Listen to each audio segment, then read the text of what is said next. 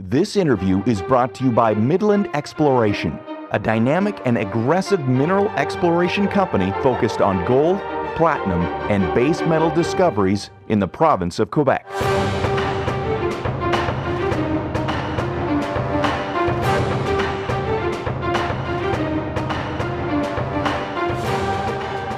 Welcome to Cambridge House Live. I'm Vanessa Collette at the Toronto Resource Investment Conference.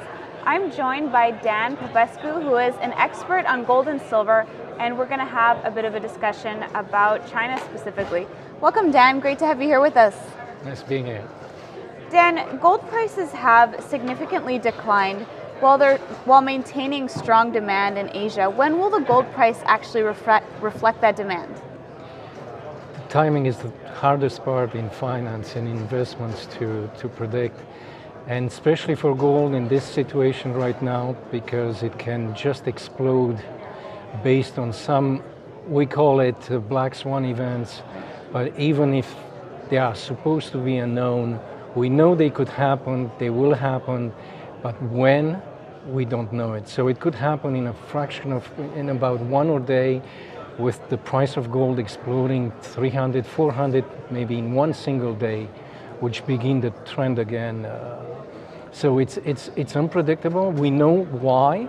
We know it's the currency wars, and gold is a hard currency, the one that most of the central banks are buying now. Even the major developed countries which used to sell it, now they are not selling it anymore, but they might start also buying it. And China has its own strategy, which is to use gold to give credibility to their currency. Well, that was my next question. You know, China is a major buyer of gold. So is that still happening at the same pace? It's still happening at the same pace. We can't say exactly at what pace, if it's accelerating or not, because China's strategy is to hide and to announce it when it feels it's the right moment to do it. They don't make regular announcements of their gold holdings. They announced it about 2 years ago, and the next one, it might be when they hit at least 6,000 tons. So we don't know it. They might already have it, but they are very patient.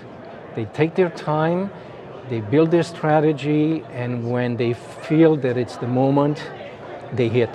Well, speaking of strategy, what's the idea behind China encouraging its citizens to purchase gold? That was the intriguing aspect that I never really understood, because central banks and sovereigns in general, kings, presidents, they don't like their citizens to hold gold because it takes money away from the currency, from the economy. So they don't like it. We see the situation in India. So I was always wondering, why do they encourage their population? And the strategy seems to be to get people to buy gold, and at the right moment, if necessary, they can always nationalize it, right? Like United States did in the 1930s. The confiscation. Okay, it's one of the possibilities that the reason they are encouraging the population is to attract by indirect means. So on official statistics, it doesn't appear that the Central Bank of China has increased its holdings, but it is there in the hands of their citizens in China and available when they want it, if they want it. And that's in case they want to back up the yuan with gold. And I've heard theories that, you know, the Chinese government wants the population to hold gold for stability purposes in case there is any kind of global crisis.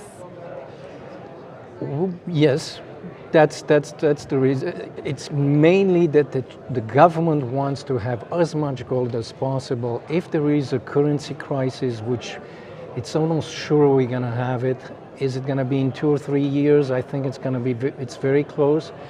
Is it going to be in 5, 10 years? We'll have a currency crisis with a new international monetary system, and it's evident that gold will be part of it. What part of it is going to be? Is it going to back up an international currency like the CDR?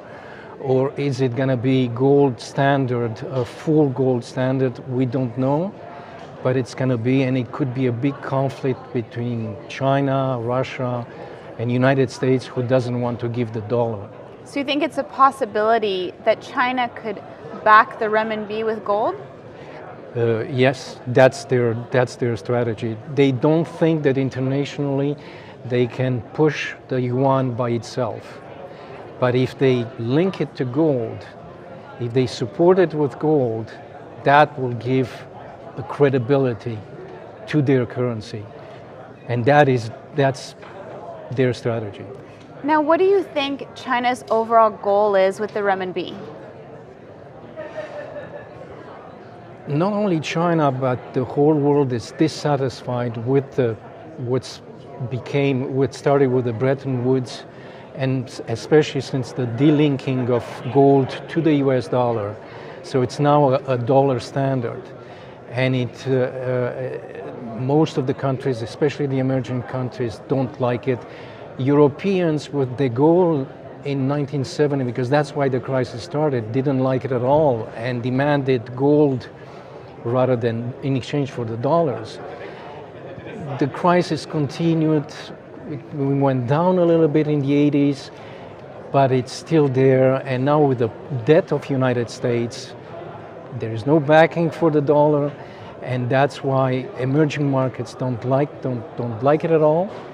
And they are trying to take the disproportionate privilege of the US dollar to bring it down like any other currency, like the euro or the yuan. So they don't want to eliminate the dollar. They just want to bring it down to their own size. That is the strategy, and the Russians have the same strategy. For the moment, they are not collaborating. At least we don't know if they are. But they seem to be moving in parallel. Just as we wrap up, Dan, what is your target for gold in the next year? As I said, it could be a black swan event and a surprise, and that would not surprise me to see gold crossing 2,000 this year. Okay? By the end of December, 2013? yeah. I wouldn't be surprised. It's going to be a shock, it's going to be a surprise, and a fast move. Okay, so that would not surprise me. But it can be, I can be off by 1 or 2 months, and it's happening in February or March. So my short term, it's possible. If the situation calms down, it could extend the period much longer, and in that I would see the gold at the same level, around 1,500, 1,600, no more. But if there is one of those shocks, you'll see it just explode over 2,000. And once it hits that level of 2,000, it's going to be a kind of a herd mentality. Absolutely. Everyone's going to want to Everybody wants to, yeah. Absolutely. But especially central banks will do it. We think of individuals acting like herds, but central gov institutions have shown they can be a herd. Once one does it, the other one wants to do it too. Yeah, that's an So interesting who's going to point. get gold the first? Right. Government's acting with the herd mentality as well. Great. Well, thank you so much for joining us today, Dan. It was a pleasure having you, and we look to have you again soon. Thank you.